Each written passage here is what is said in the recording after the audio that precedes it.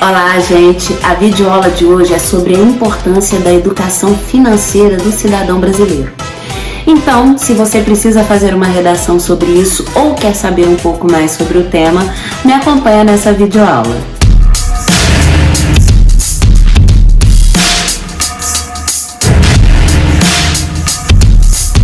Vamos começar com o repertório sociocultural, em que eu sempre te apresento opções para você usar ao longo do texto. Vamos começar com o primeiro repertório, que é um filme chamado O Lobo de Wall Street, interpretado por Leonardo DiCaprio, em que, mesmo enriquecendo no início até por meios assim um pouco ilícitos, vamos pôr dessa forma, quando ele atinge o apogeu e tem muito dinheiro, ele não sabe lidar com o dinheiro e acaba se envolvendo em situações absurdas que vão complicar a vida dele por não saber lidar com esse dinheiro. Então esse é o primeiro repertório sociocultural. O segundo repertório sociocultural também é um filme chamado Os Delírios de Consumo de Black Blue.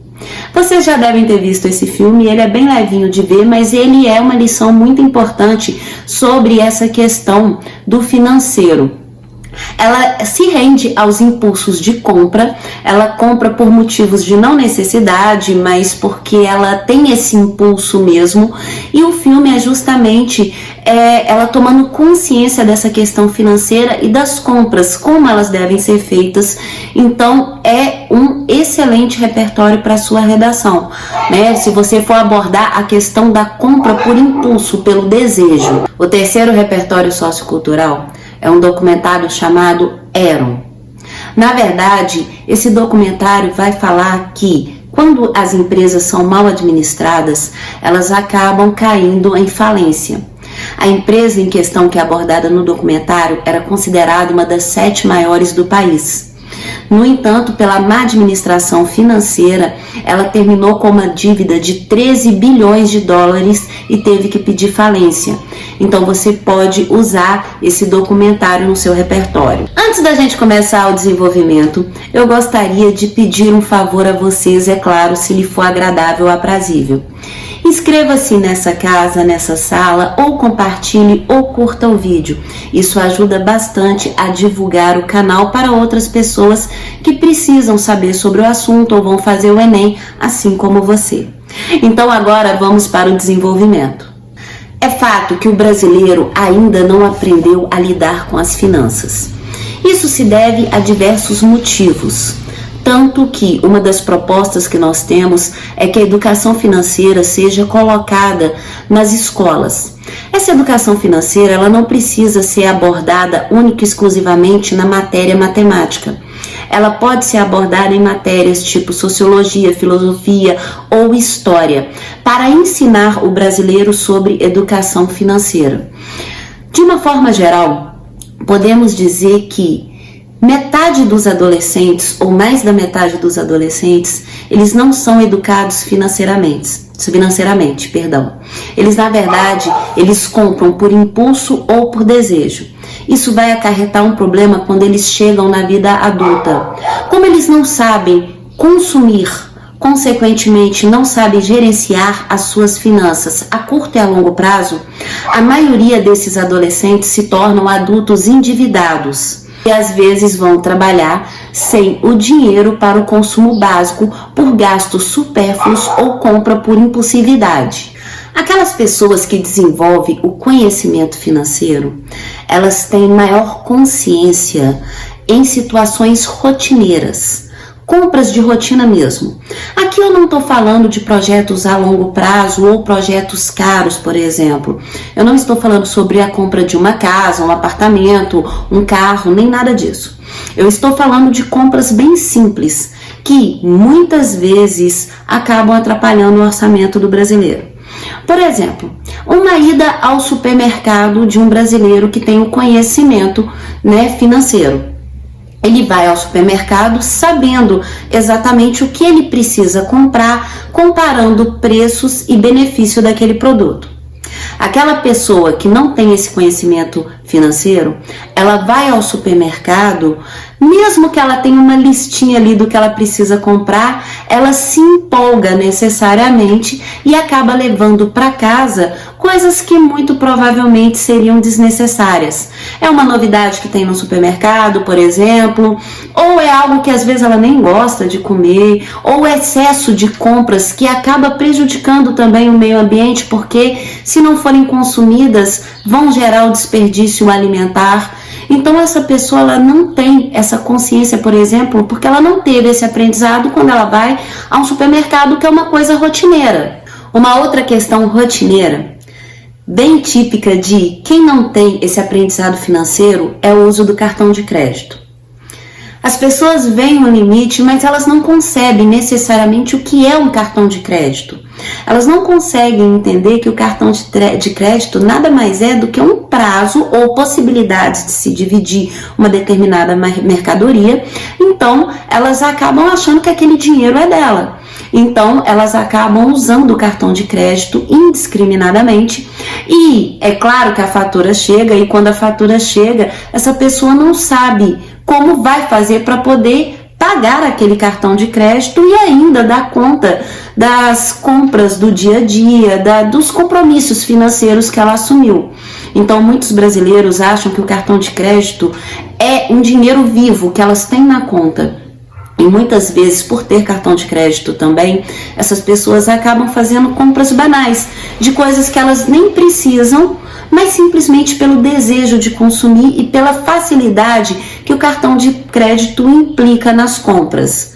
Então o brasileiro também não sabe muito lidar com o cartão de crédito porque não foi ensinado a lidar com essa questão.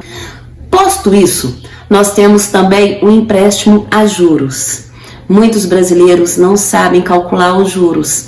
Eles não sabem dizer se aqueles juros é exorbitante ou não, se ele é abusivo ou não, se ele está dentro daquilo que a pessoa pode pagar ou não. Eles não têm noção de como funciona essa questão de juros, mensalmente ou anualmente. Então, normalmente, o brasileiro calcula a parcela, tipo, o valor é X, tá, X eu consigo pagar por mês. Ele consegue visualizar por mês, ele não consegue visualizar no montante quanto ele está pagando de juros, que às vezes, se ele esperar um pouco mais, ele consegue comprar esse produto à vista sem pagar os juros, que daria para ele fazer uma outra coisa, uma viagem ou comprar outra coisa, ou mesmo deixar guardado para uma situação emergencial. É válido ressaltar que no Brasil existe a cultura do endividamento. Os brasileiros, eles não sabem gerenciar o próprio dinheiro. Como eles não sabem gerenciar o próprio dinheiro, eles acabam enveredando pelo endividamento. E aí ocorrem situações que são transtornos, né? O nome vai para o SPC, a linha de crédito fica completamente zerada, a pessoa não tem crédito para poder comprar, por exemplo, um carro, um apartamento ou coisas menores que seja. Essa cultura do endividamento é justamente porque o brasileiro não foi educado financeiramente. Ele não aprendeu desde criança a gerenciar, por exemplo, as mesadas ou a saber como se deve comprar. E por vezes isso ocorre passando de geração para geração. Os pais não sabem, a criança também não sabe e aquilo vai virando uma bola de neve. Então acaba criando essa cultura de endividamento.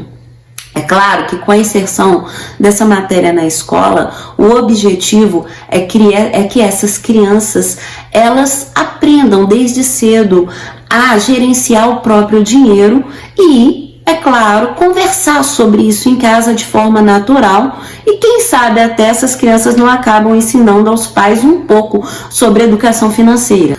Um outro problema da falta de educação financeira está associada à aposentadoria, que é um investimento a longo prazo.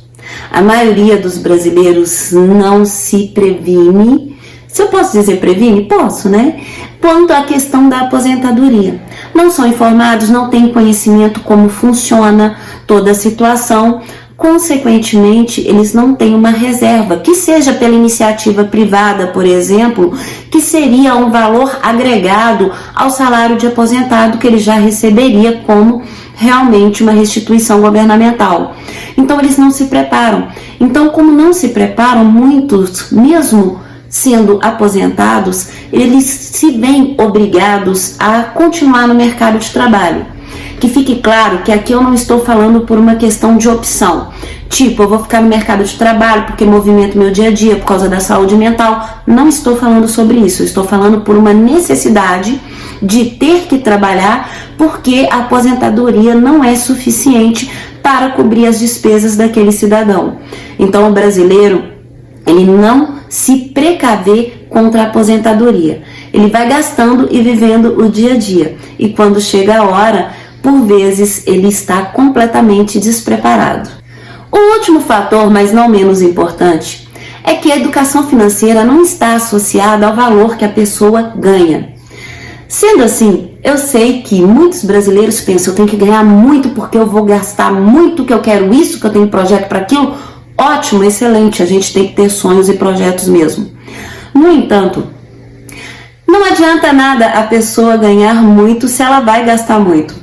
Uma pessoa que ganha muito e não sabe gerenciar o próprio dinheiro, ela acaba gastando até mais do que ela ganha. E se ela for promovida, por exemplo, e ganhar mais, isso não muda o ciclo. Às vezes uma pessoa que ganha menos, ela tem mais condições e equilíbrio para gerenciar aquele valor, consequentemente uma qualidade de vida melhor, porque ela sabe gerenciar.